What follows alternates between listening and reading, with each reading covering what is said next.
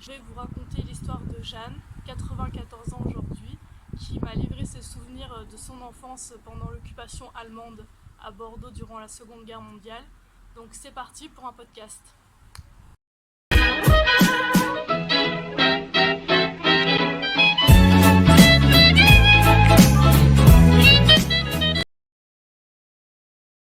Et bien quel âge vous aviez pendant la Seconde Guerre mondiale? Eh bien, si je suis née en 26, enfin, je devais avoir aux environs de 14 ans, 15 ans, là, pendant la guerre. Ouais, vous étiez adolescente quoi, vous n'étiez pas enfant, vous étiez ado. Oui, oui. Donc du coup, vous étiez à l'école et ça se passait comment? Il y avait Alors, les juifs avec vous pendant la guerre, je me trouvais à l'école, comment ça s'appelait? Professionnelle. Après avoir passé le certificat d'études et être rentrée au cours supérieur, j'étais au cours supérieur quand on a été bombardé à Bordeaux. Donc ma mère m'a sorti pour que l'on aille habiter à l'abri en cas de bombe et tout ça, à Mâcon, où ils avaient acheté une petite maison pour venir le dimanche depuis nous, là où nous étions à Bordeaux. Ce qui fait que quand, oui, quand il y a eu l'occupation et tout ça, mon père continue à prendre le train tous les jours pour aller travailler à la Société Générale. Et nous, on avait donc une petite maison de campagne là-bas où on y restait à demeure en attendant, tout en gardant notre maison de Bordeaux. Mais du coup, vous alliez quand même à l'école? Mais alors là, à ce moment-là, quand on avait été bombardé et tout ça, non. J'avais quitté l'école. J'étais rentrée à l'école pratique pour apprendre le métier de couturière. Et c'est de là qu'après je suis repartie à Mâcon. Ma mère m'avait, pour ne pas perdre la main, mise chez la petite couturière du Patelin. D'accord. Voilà, je suis restée là. Et après, c'est là que après j'ai connu mon mari et que je me suis mariée et où j'ai habité.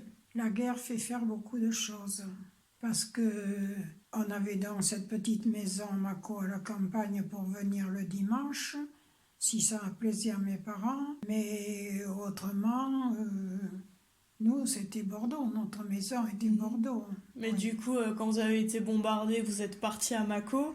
On est parti à Mâcon. Mais vos amis, tout ça sur Bordeaux, parce qu'il y avait l'occupation allemande sur Bordeaux, du coup. Mais dans le Médoc aussi, c'était le cas ou pas? Mais on était occupés, hein, Partout, oui. oui, on était occupés partout. Il y avait ce qu'on appelle une zone libre et une zone occupée par les Allemands, parce que la zone libre, c'était du côté de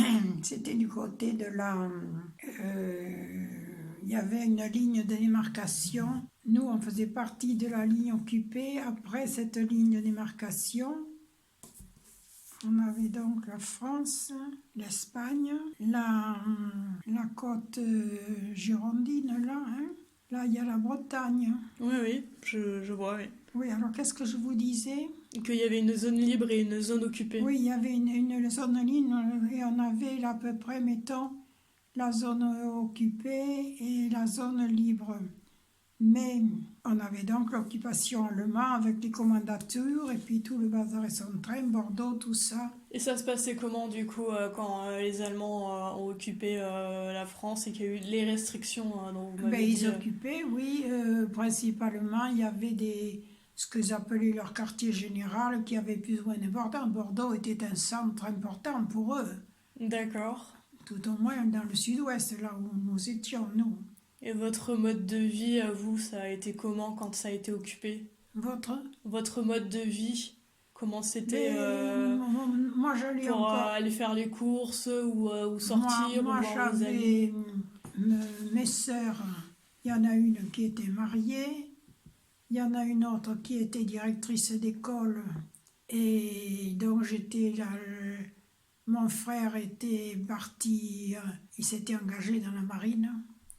Donc j'étais avec mes parents à Bordeaux pendant la guerre, avec les alertes, avec tout ce que l'on a pu endurer de privation aussi. Donc il y avait les tickets de parce qu'on rationnement, avait tout des ça. tickets, on avait Voilà, et des ça tickets. se passait comment du coup? C'est qui vous les Mais donnait? alors, tous les mois, on nous distribuait des tickets pour le beurre, pour l'huile, on avait droit à 1 litre d'huile tous les je sais pas quoi.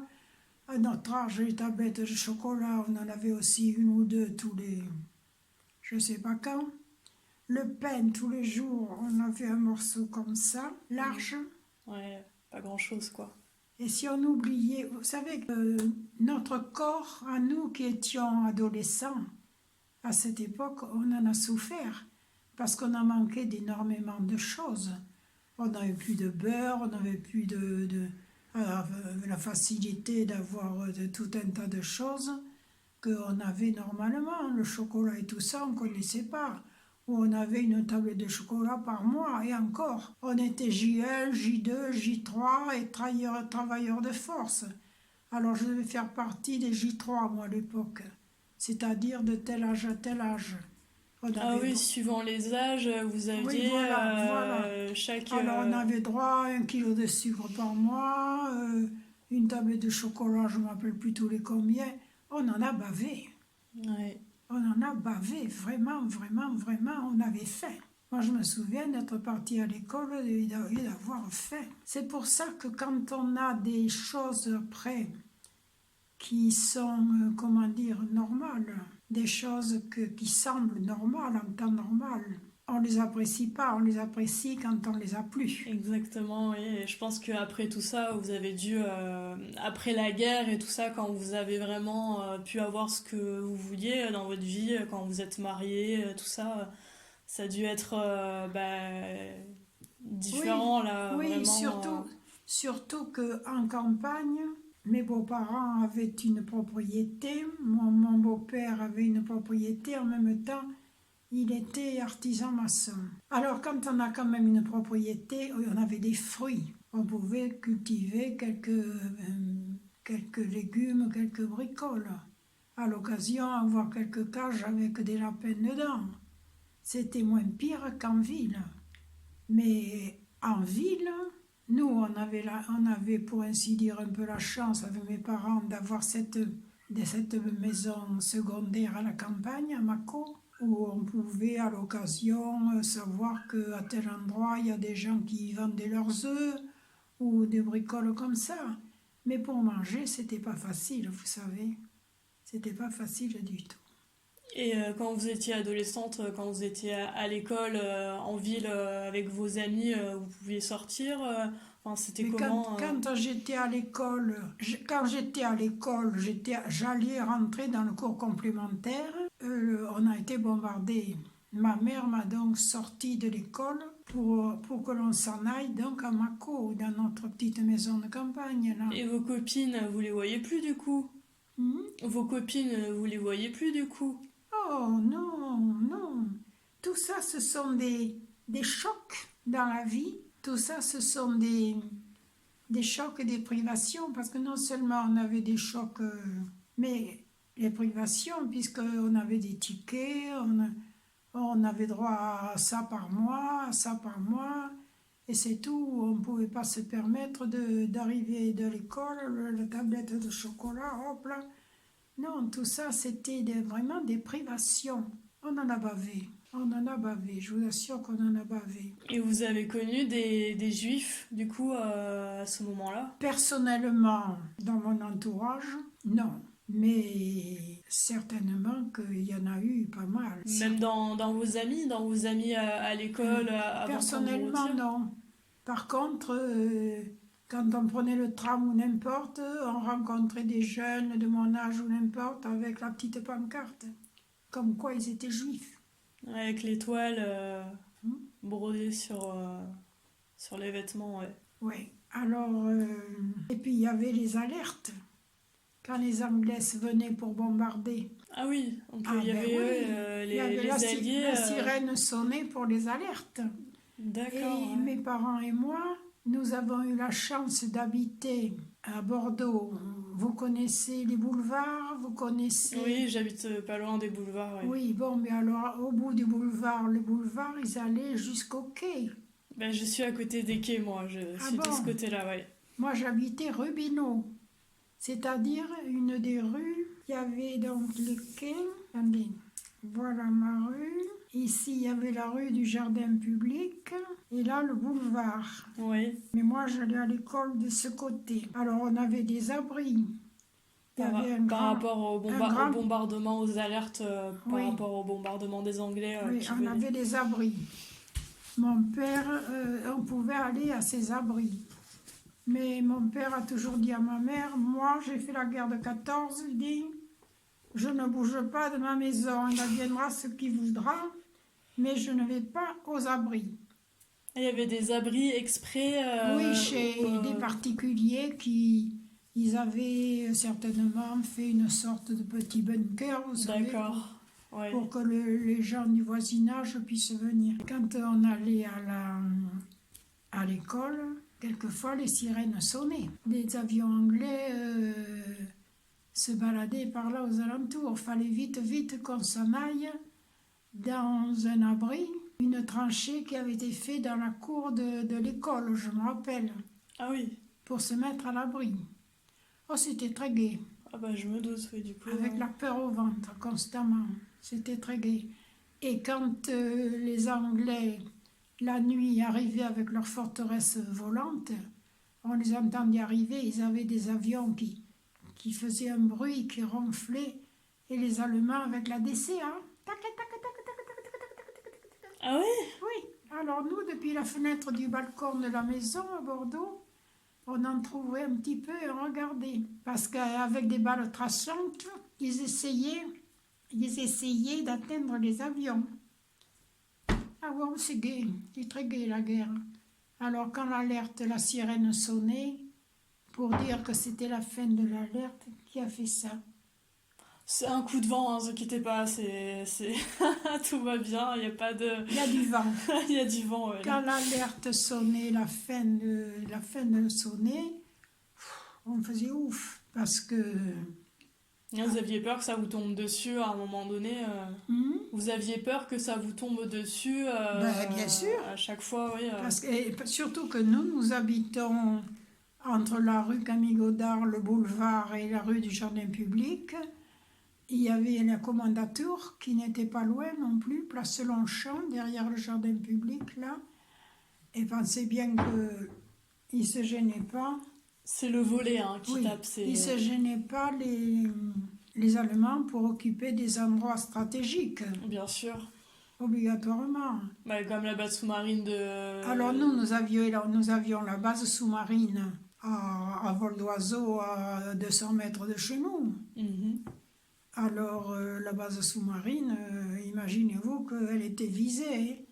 En plus de ça, nous habitions dans la rue, presque au bout de la rue, et là, il y avait un entrepôt, un très très gros entrepôt qu'ils avaient appelé l'entrepôt des Roms. Ça sentait bon quand on passait ce Rome, qui était occupé par des Allemands. Alors quand ils bombardaient, ils visaient le coin, hein. Ce qui fait qu'on a eu des bombes pas très loin de chez nous, qui sont tombées heureusement dans le jardin. Mais enfin, à un moment donné... Dans votre jardin? Non, dans les jardins. Ah, dans les jardins, oui.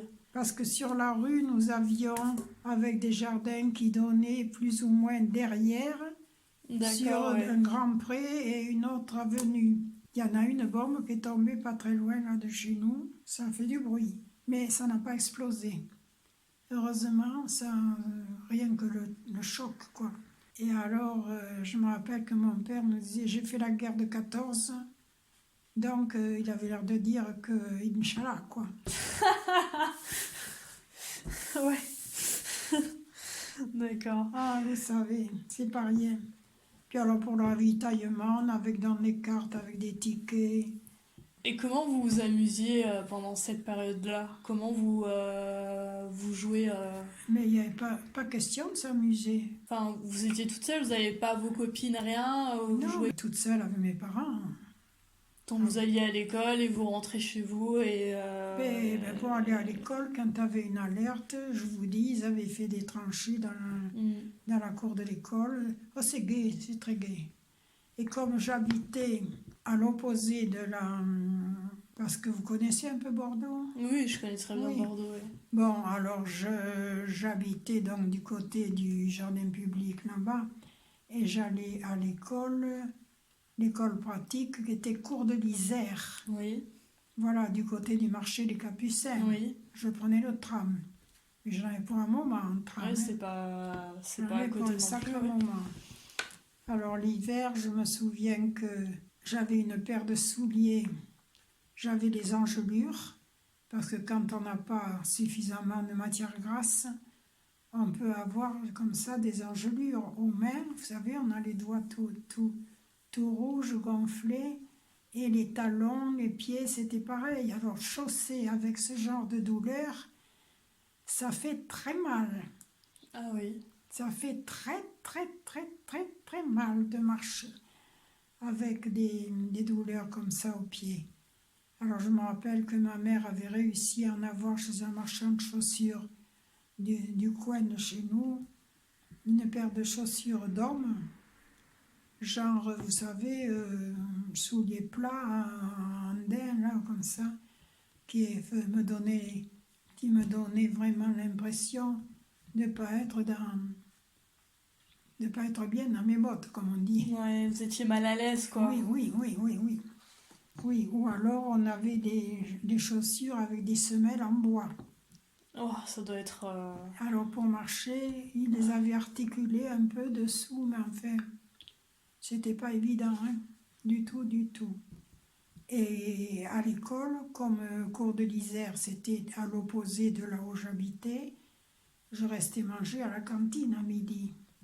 Et alors, la cantine?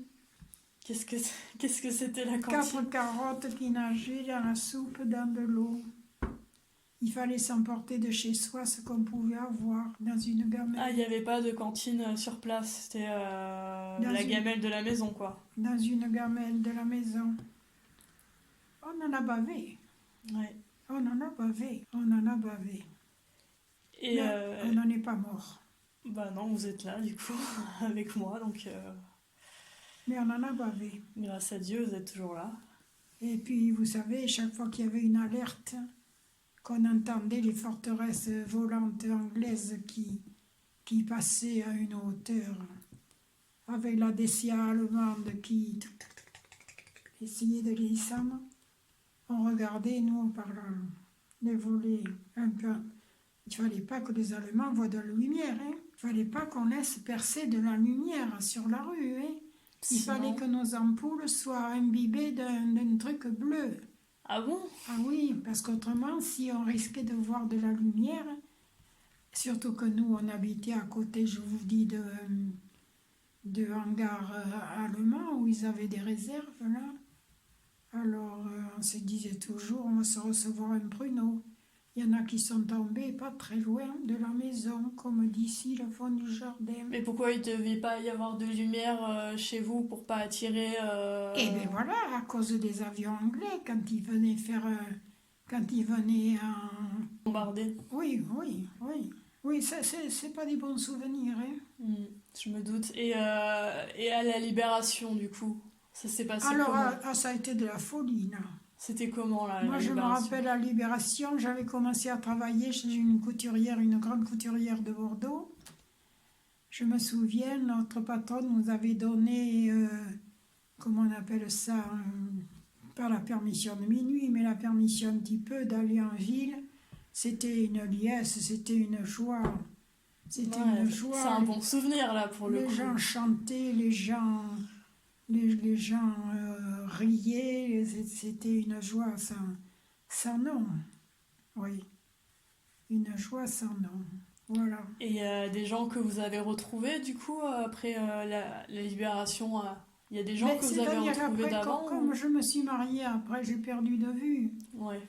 J'ai perdu de vue, puis vous savez, beaucoup de gens aussi qui... Nous, on habitait dans une petite rue de, de retraités un peu aisés, je veux dire. Hein. C'est pas péjoratif, hein. Mais enfin, une rue de petits retraités un peu aisés. Alors, tout ça pour vous dire quoi? Et la connaissance de mon mari Mako, étant donné que Ma mère avait réussi quand même à me trouver un petit travail de couture chez la petite couturière du coin, du bled.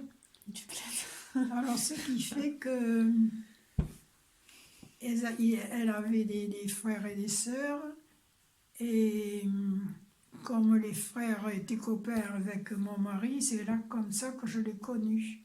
Parce que j'ai toujours bien aimé la campagne, je me suis toujours adaptée, mais ça m'a changé quand même de Bordeaux. Oui.